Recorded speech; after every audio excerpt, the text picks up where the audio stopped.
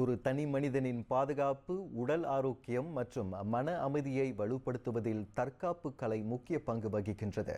போர்க்கலை, silambam, taekwondo, karate போன்ற தற்காப்பு கலைகளுக்கு மத்தியில் மக்கள் பெரிதும் அறியப்படாத ஜோஜிட்சு கலையும் இடம்பெற்றுள்ளது.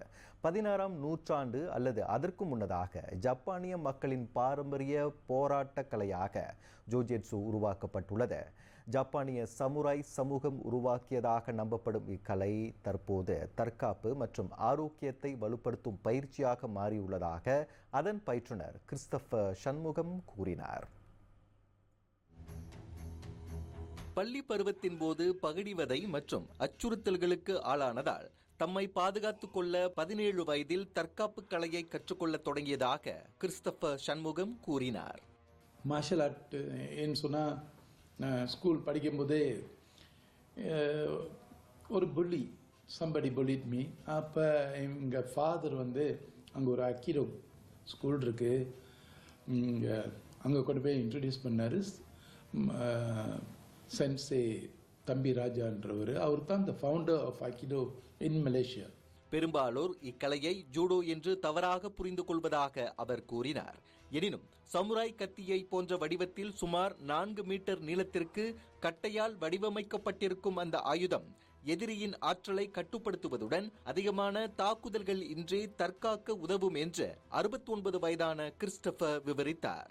ஜோடோ இதோட பேரு, ஆனால் சிலவங்க என்ன சொல்லுவாங்கன்னா இது ஜூடோன்றுவாங்க. ஆனால் இது பேருக்கு ஜோஜிட்சு.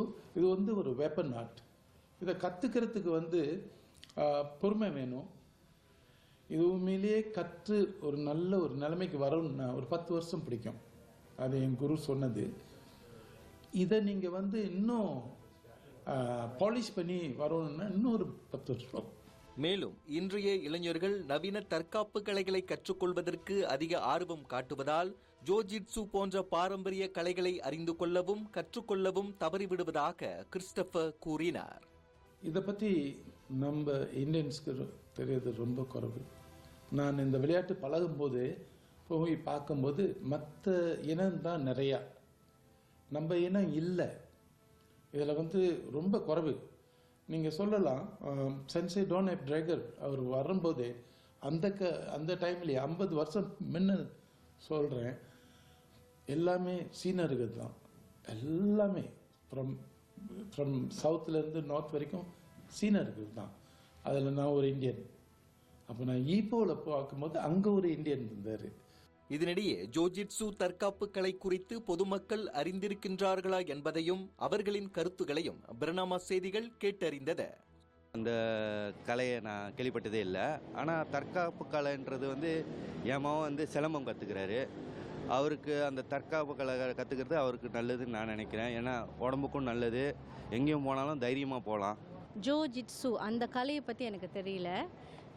பட் ஆனால் நம்ம இந்த மாதிரி கலையை கற்றுக்கிறதுனால ஒன்று நம்மளுக்கு பாதுகாப்பாக இருக்கும். இப்போ வர பிள்ளைங்களுக்கு நிறைய ஃப்ரீ டைம் இருக்குல்ல. ஸோ அந்த ஃப்ரீ டைம் எல்லாம் இது எல்லாமே ஃபுல்ஃபில் பண்ணோம். அவங்களுக்கு டைம் நம்ம எப்பவுமே ஸ்கெட்யூல் ஒரு ஃபுல் ஸ்கெட்யூலு தான் கொடுக்கணும் பிள்ளைங்களுக்கு.